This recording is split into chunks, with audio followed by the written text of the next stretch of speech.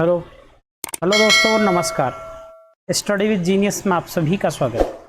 साथियों, आप लोगों को दिख रहा है कि आज का जो है हमारा फिजिक्स में फर्स्ट यूनिट जो है 11th क्लास में कंप्लीट हो चुकी है।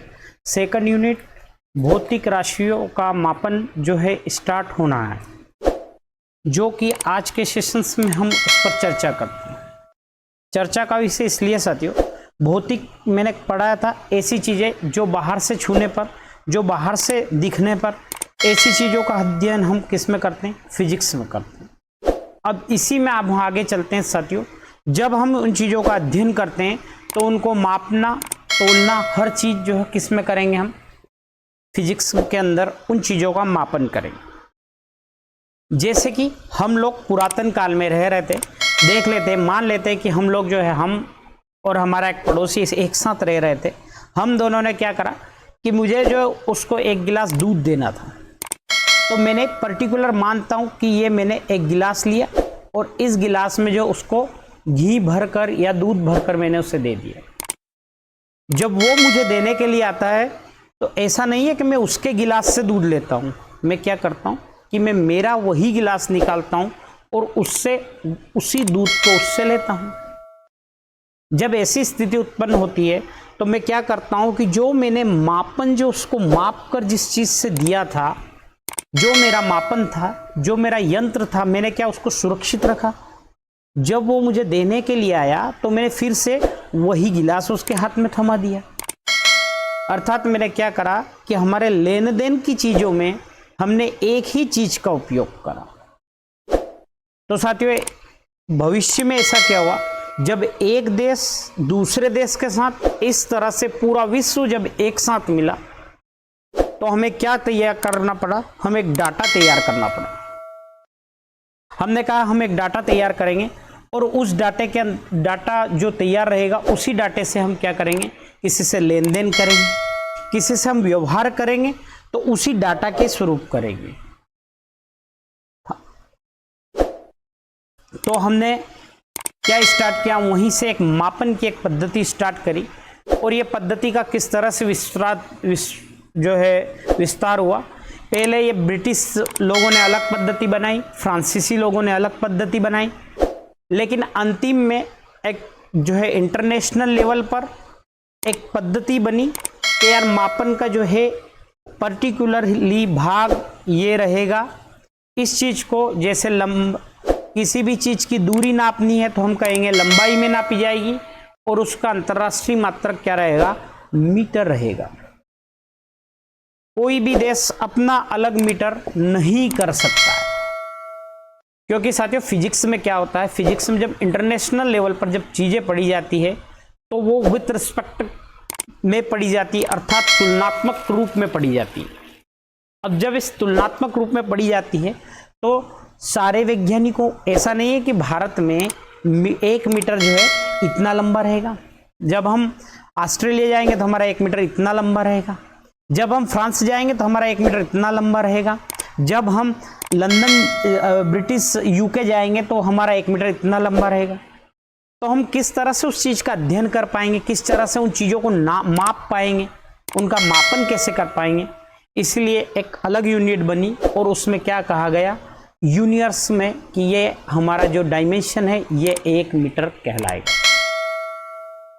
उसी पे बात करते हैं साथियों। तो इस चैप्टर का नाम है भौतिक राशियों का मापन। तो हम मापन को ही समझते हैं। मापन क्या होता है? मापन एक भौतिक राशियों का मापन जो होता है उसका अर्थ होता है साथियों तुलना कर। मैंने बताया था अभी क्या होता है उसका शाब्दिक अर्थ अगर देखा जाए तो तुलना करना, लेकिन किसके संदर्भ में करना? मैंने बताया था कि कोई पर्टिकुलर एक स्टैंडर्ड चीज लेंगे, एक सर्वमान्य चीज लेंगे जो पूरे विश्व में मान्य हो, ऐसी चीज के विथ रिस्पेक्ट में या ऐसी चीज के जो है संदर्भ में उसका क्या किया जाए? मापन किया जाए या उसकी तुलना की जाए, तो हम क्या कहेंगे? उसे मापन कहेंगे। तो लिखिए यहां से मापन की जो है डेफिनेशंस। मापन की डेफिनेशंस आप लोगों के ऐसे कोई एग्जाम्स में रियर केस में ही आएगी, लेकिन जब हम किसी चैप्टर को पढ़ते हैं तो उस चैप्टर का क्या नाम है, क्या उसकी मूलभूत आवश्यकता है, इन सारी चीज़ों को हमें उसके बारे में ये डाटा याद होना चाहिए। क्या होना चाहिए, इस तरह का डाटा हमें जो कलेक्ट होना चाहिए, क्योंकि ये जनरल सेंस के लिए लाभदायक होता है। क्यों होता है, क्योंकि पर्टिकुलर हमें किसी भी चीज़ के बारे में अगर जानना है तो उसके डीप में जाने के साथ साथ उसके जीरो लेवल से ही स्टार्ट होना चाहिए। तो क्या है साथियों, लिखेंगे किसी भौतिक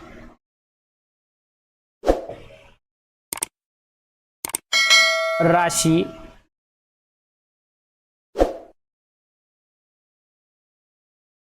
के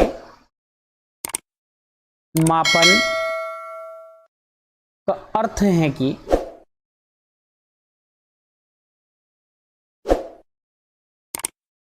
किसी भौतिक राशि के मापन का अर्थ है कि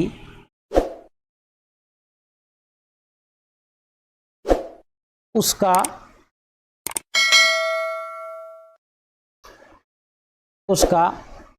मानक। अब मानक का मतलब क्या होता है साथियों, मानक का मतलब होता है किसी भी स्टैंडर्ड से, मानक उसका मानक से तुलना करना। हमने क्या कहा, उसका किसी भी एक स्टैंडर्ड लिया और उससे हमने उसकी तुलना करी। किस तरह से तुलना करी कि हमारा जो हमने जो मानी थी लंबाई, वो स्टैंडर्ड 1 मीटर से कितनी छोटी है या कितनी लंबी है, इस तरह का हमने जो है उसका एक मानक स्टैंडर्ड से हमने उसकी क्या कर दी है, तुलना कर दी। लेकिन जो मानक स्टैंडर्ड से हम तुलना कर रहे हैं वो मानक स्टैंडर्ड कैसा होना चाहिए, तो जो हमारा संदर्भ मानक जो होगा, संदर्भ मानक सर्वमान्य। सर्वमान्य का मतलब ये है कि वो क्या होना चाहिए, सर्वमान्य का अर्थात पूरे विश्व में, पूरे इंटरनेशनल लेवल पर, हर जगह हर चीज में वो मान्य होना चाहिए कि इस पॉइंट से इस पॉइंट की दूरी यही 1 मीटर कहलाएगी। क्या होना चाहिए, संदर्भ मानक सर्वमान्य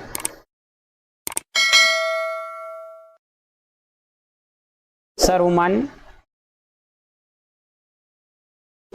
होना चाहिए।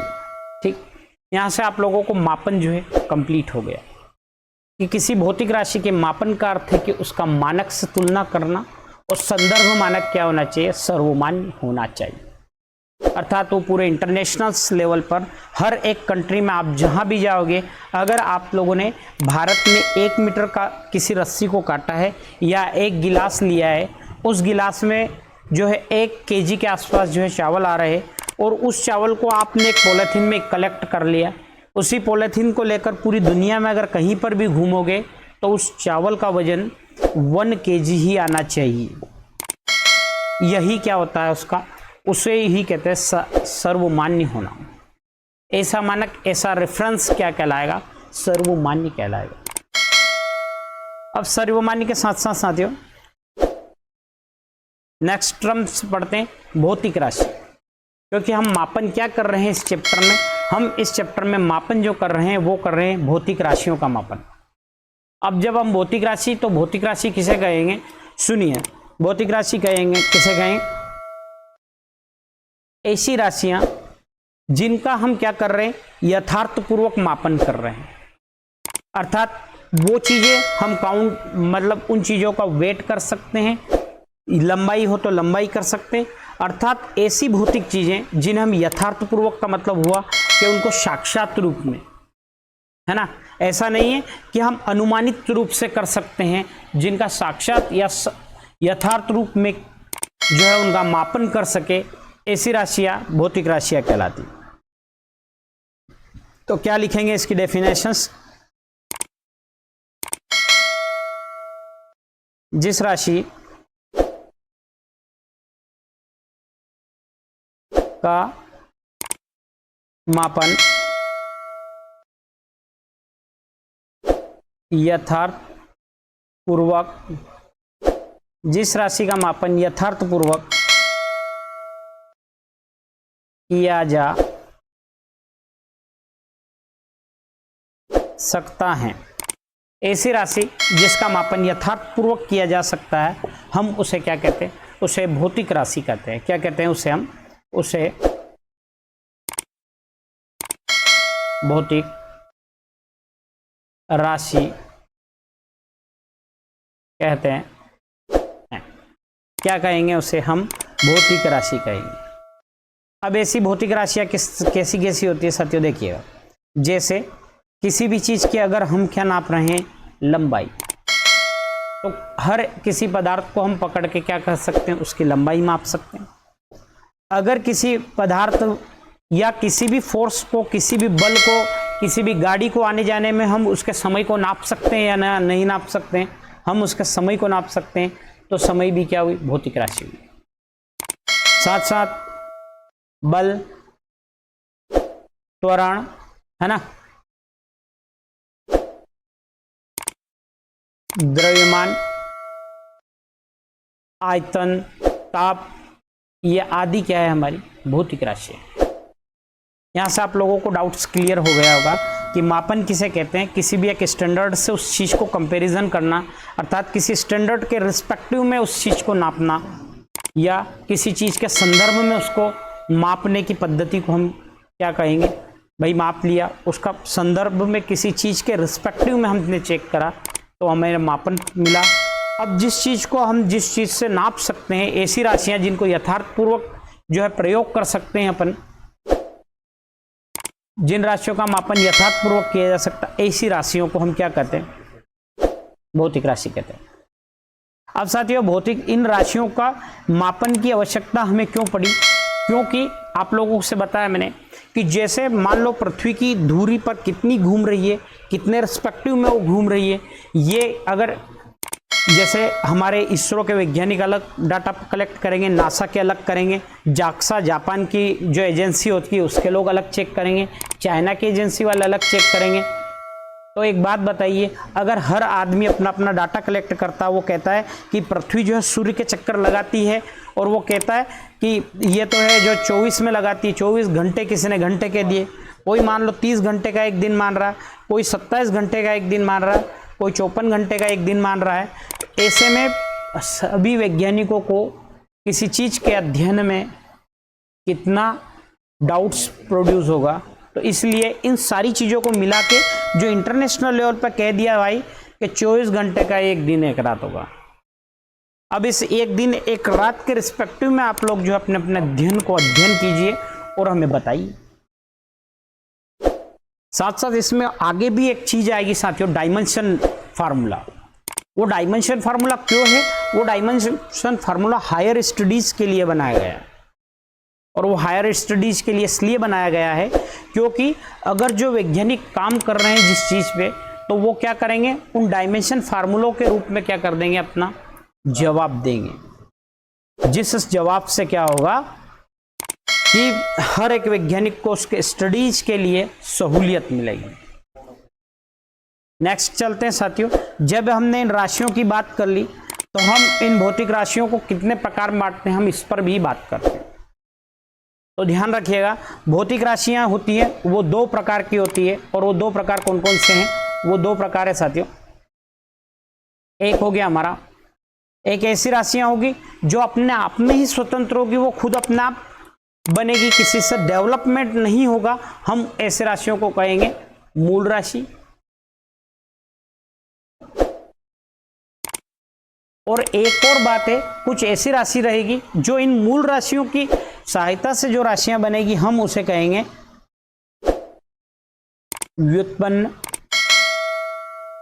राशियां। अब यहां पर 2 तरह की राशियां कलेक्ट हो गई है। एक हुई हमारी मूल राशियां, क्यों? क्योंकि अपने आप में ही स्वतंत्र है, ये किसी के द्वारा डेवलप नहीं होता है इनका। और दूसरी हो गई हमारी व्युत्पन्न राशियां। जब हम मूल राशियों की बात करेंगे तो मूल राशियां ऐसी राशियां होगी जो अपने आप में स्वतंत्र है, और इनको जो है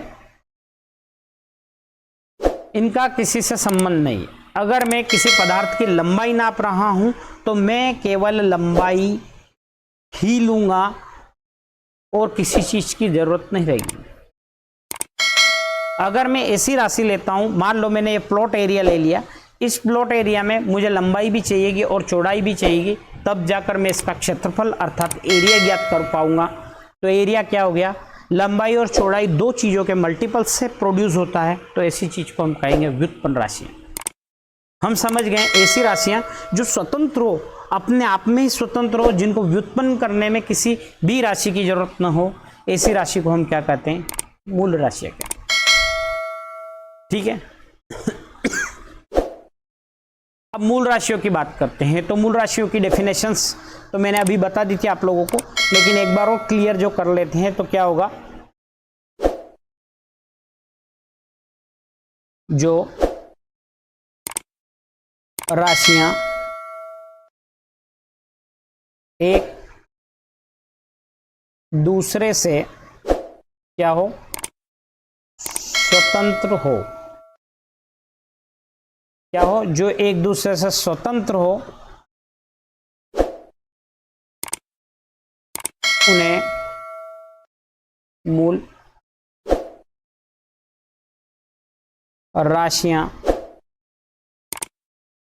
कहते हैं। क्या कहेंगे ऐसी राशियों को हम, वे राशियां जो एक दूसरे से स्वतंत्र हो, हम ऐसी राशियों को मूल राशि कहते हैं। अब जब मैं एग्जाम्पल्स की बात करते हैं ये, तो क्या हो गया हमारी, क्या क्या है, ये राशियां कितनी है, 7 राशियां साथियों। अब ये 7 राशियां कौन कौन सी है, मैं आज केवल आप लोगों को नाम बताता हूं, लेकिन जब इसी चैप्टर में हम आगे जाएंगे तो मैं आप लोगों को इनके नाम, इनके मात्रक और इनके सिंबल जो इंटरनेशनल लेवल पर क्या मान्य है, वो सारी चीजें जो है डिटेल्स में बताऊंगा। तो क्या क्या 7 राशियों के, 7 के अगर मैं नाम भी नहीं बताऊं तो आप लोग खुद से भी नोट कर सकते हैं, बुक्स से देख लेना एक बार थोड़ा सा कि उन कौन सी है। एक है हमारी लंबाई, दूसरी हमारी द्रव्यमान, ठीक है, तीसरा है समय, फोर्थ की बात करते हैं तो वो है ताप,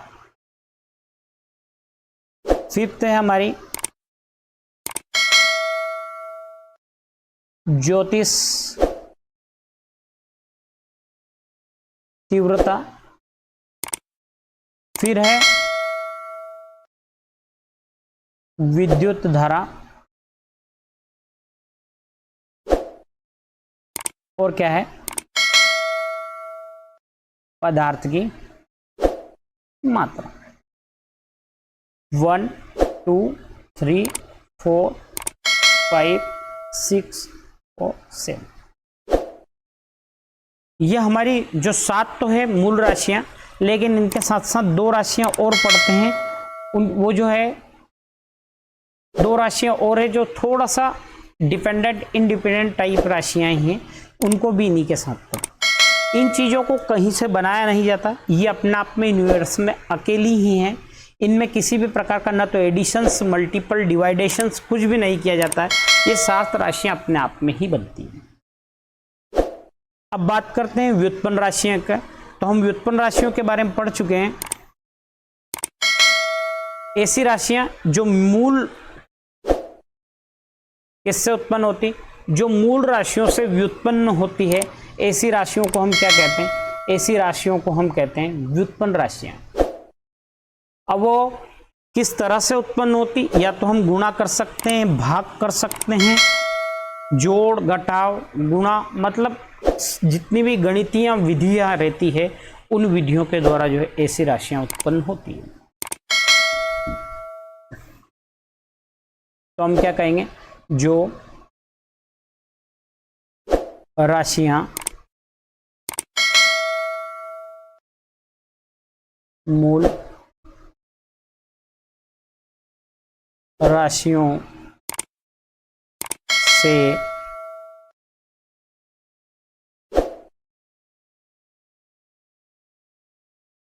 व्युत्पन्न की जाती है,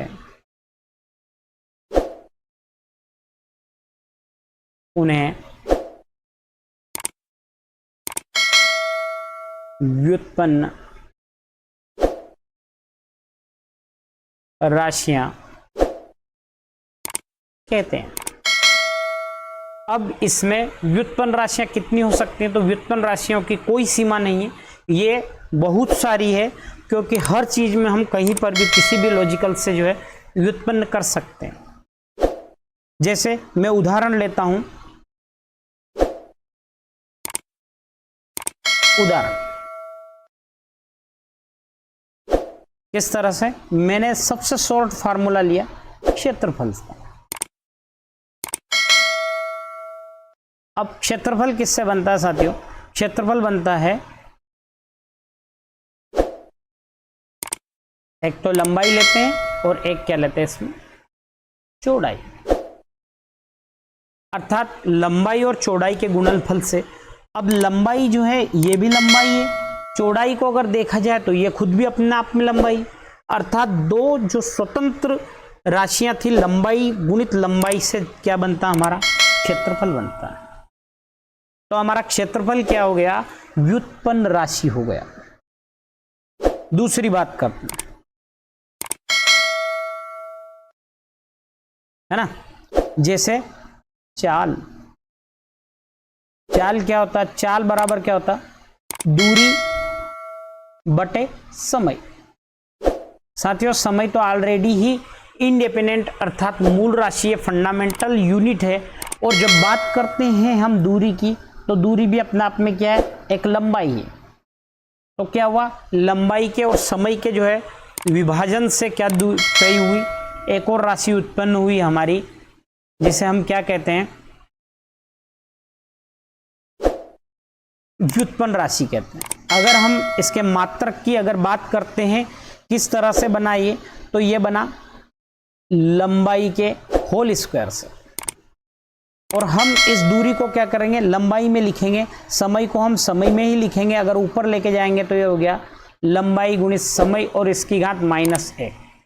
ध्यान रखिएगा, जब किसी भी चीज को डिवाइडेशंस में हो वो नीचे रहती है, हम अगर उसे ऊपर लेके जाते हैं तो उस पर घात -1 लगेगी। अगर यहाँ पर समय की घात अगर 2 रहती और वो ऊपर जाती तो क्या आती साथियों, समय की घात -2 क्या होगी, -2 होगी। अगर हम इसी तरह से बात करते हैं कि हमारी व्युत्पन्न राशियां कौन कौन सी हैं, तो कुछ और एग्जाम्पल से ले लेते हैं। हम एक लेते हैं आयतन का। अभी आयतन जो है आप लोग बना लेना, किस तरह से बनेगा ये बनेगा क्षेत्रफल, क्योंकि क्षेत्रफल के हम निकाल चुके हैं, गुणित लंबाई। ठीक है, अब एक बना लेना आप घनत्व, डेंसिटी। डेंसिटी कैसे बनता है साथियों, द्रव्यमान अपान आयतन। ठीक है, अब बात करते हैं बल, है ना। तो बल कैसे बनता है साथियों, लगा लेना आप, बना लेना द्रव्यमान गुणित त्वरण। अब जब बात हम त्वरण की करते हैं, त्वरण कैसे बनता है, तो वेग बटे समय। वेग कैसे बनता है, दूरी बटे समय। चाल और वेग को हम यहाँ पर एक मान सकते हैं, लेकिन जब हम आगे के सेशंस में पढ़ेंगे, जब हम किसी पिंड की सरल गति पढ़ेंगे, तो वहाँ आपको वेग, चाल, दूरी और विस्थापन हर चीज में जो है डीप में डिफरेंस पढ़ाया जाएगा। बल बराबर द्रव्यमान गुणित त्वरण, ये न्यूटन के सेकंड लॉ से आता है। ये भी हम चैप्टर यूनिट नंबर 3 या 4 में, चैप्टर नंबर 7 में जो पढ़ेंगे, है ना साथियों। यहाँ तक मेरे हिसाब से आप लोगों को किसी प्रकार का अभी तक जो है डाउट्स नहीं रहा हो। ये जितने भी फार्मूले मैंने लिखे कि द्रव्य आयतन बराबर क्षेत्रफल गुणित लंबाई, घनत्व बराबर द्रव्यमान बटे आयतन, बल बराबर द्रव्यमान बटे त्वरण, त्वरण बराबर वेग बटे समय, वेग बराबर दूरी बटा समय। इन सारे फॉर्मूलोस को ध्यान रखना, क्योंकि इस चैप्टर में सबसे ज्यादा अगर किसी चीज की हमें जरूरत है और किसी चीज की जरूरत रहती है तो वो यही है ना, क्योंकि फार्मूलों का ही खेल है। और ये जो 11th का ये जो फिजिक्स है जिसमें हम इन चीजों को पढ़ रहे हैं मापन मात्रक से लगाकर, ये फिजिक्स का मूल स्ट्रेंथ है और सबसे ज्यादा जो है जनरली यूजेबल चीज है। अब साथियों, मूल मात्रक और व्युत्पन्न मात्रक में जो है अंतर आप लोगों को क्या क्या होने चाहिए, है ना। तो हम इन मूल मात्रक और व्युत्पन्न मात्रक में अंतर लिख रहे हैं। तो सबसे पहले हम एक टेबल बना लेते हैं। उस टेबल में हम एक तरफ लिख लेते हैं मूल मात्रक और एक तरफ हमने लिख लिया जो है व्युत्पन्न मात्रक।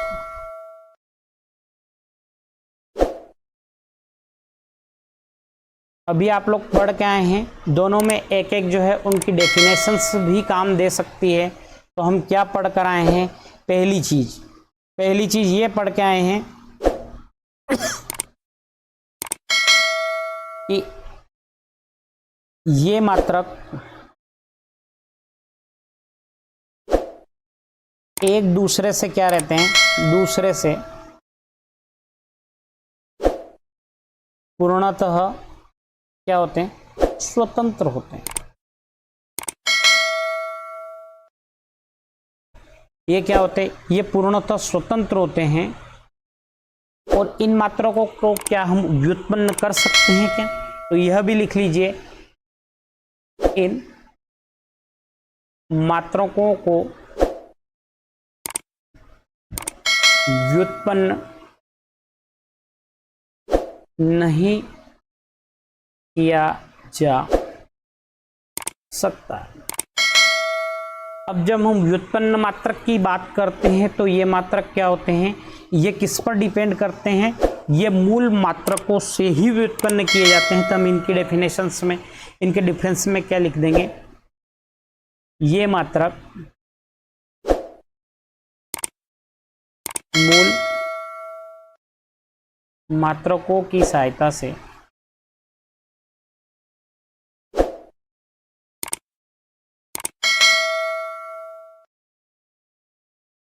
व्युत्पन्न, ये लिखा है व्युत्पन्न लिखा है ना,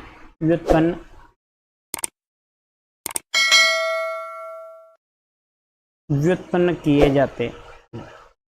ये मात्रक किससे व्युत्पन्न किए जाते हैं, मूल मात्रकों के जो है मूल मात्रकों की सहायता से ही इनको उत्पन्न किया जा सकता। दूसरा लिख लेंगे हम इनकी एसआई यूनिट।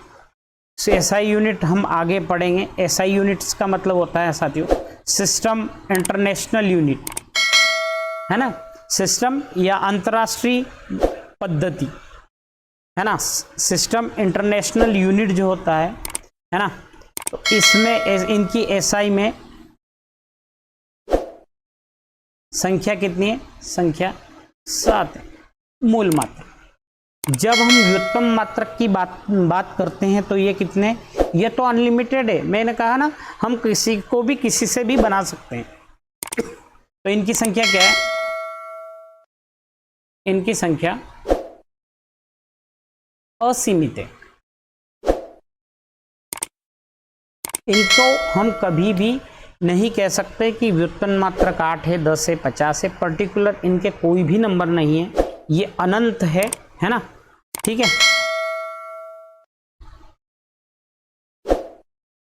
साथ साथ साथियों मूल राशि,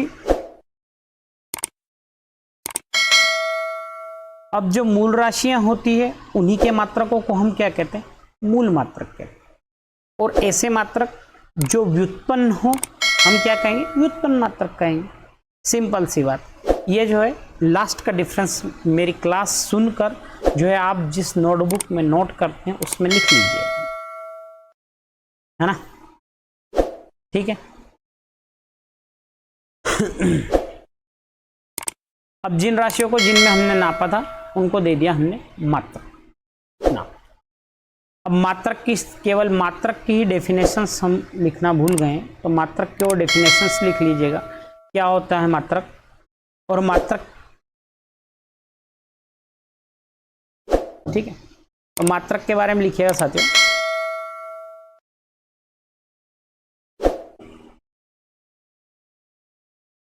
जिस भौतिक राशि, जिस भौतिक राशि के मापन के लिए प्रयुक्त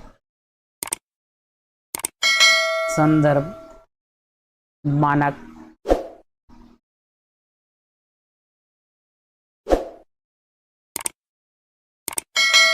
को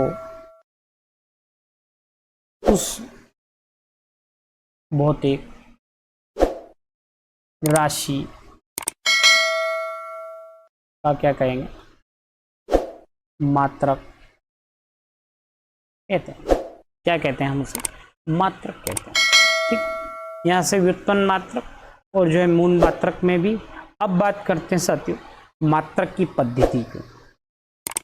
अगर हम मात्रक की पद्धतियों की बात करते हैं तो मैंने कहा ना कि पहले अलग अलग देश में अलग चीज से नापा गया था, तो हम बात करते हैं कि इस तरह की कितनी पद्धतियां हैं हमारे पास। इस तरह की जो है हमारे पास 4 पद्धतियां हैं। अब उन पद्धतियों के नाम जो है आप लोगों के सामने नोट करता हूं मैं, नोट कीजिएगा। पहली पद्धति है हमारी CGS पद्धति।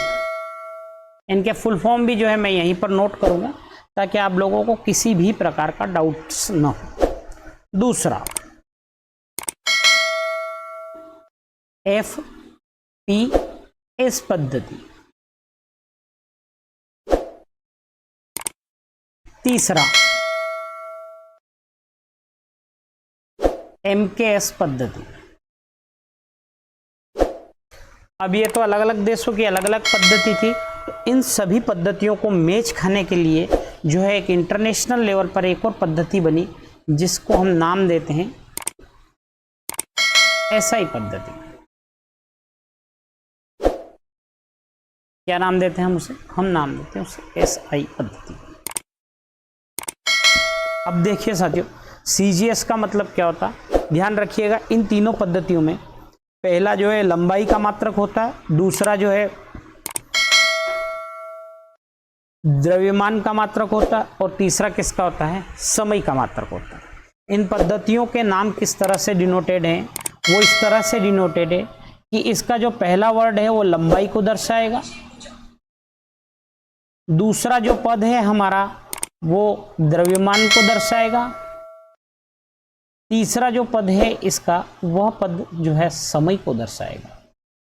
जब हम बात करते हैं CGS पद्धति की तो हम इसे कहते हैं centimetre gram, centimetre gram second पद्धति। जब हम FPS की बात करते हैं तो इसका है फुट पौंड सेकंड। इस तरह के इनके शॉर्ट फॉर्मूले भी याद रखना कि CGS को सेंटीमीटर ग्राम सेकंड कहते हैं, FPS को फुट पौंड सेकंड कहते हैं, MKS जो पद्धति होती है इसे क्या कहते हैं, इसे कहते हैं मीटर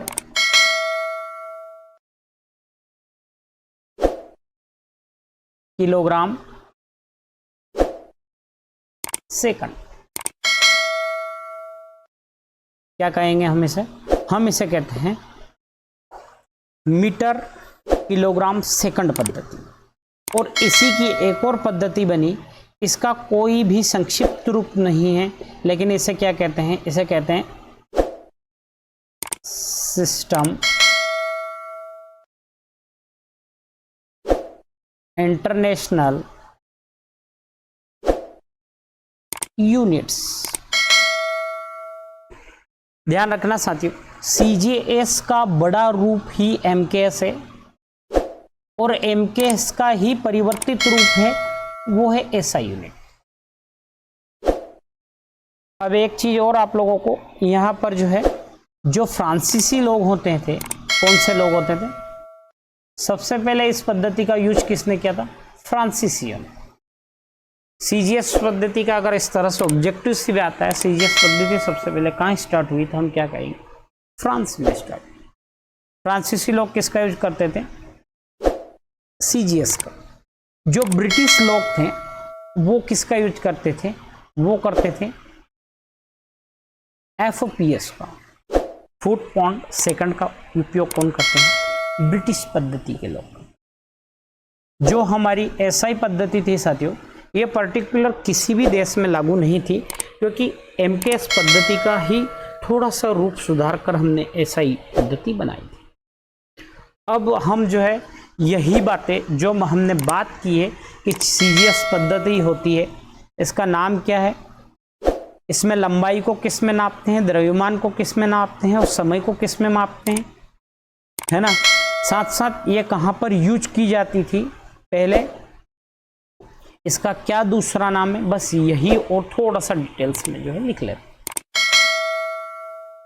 तो नेक्स्ट पेज पर चलते हैं साथियों। फर्स्ट जो है हमारा, देखो मैंने लिखा था मूल मात्रक, व्युत्पन्न मात्रकों को समझ मात्रकों की पद्धति कहते हैं। मात्रक पद्धति 4 प्रकार की होती है। एक होती है हमारी CGS, दूसरी होती है FPS, MKS और SI।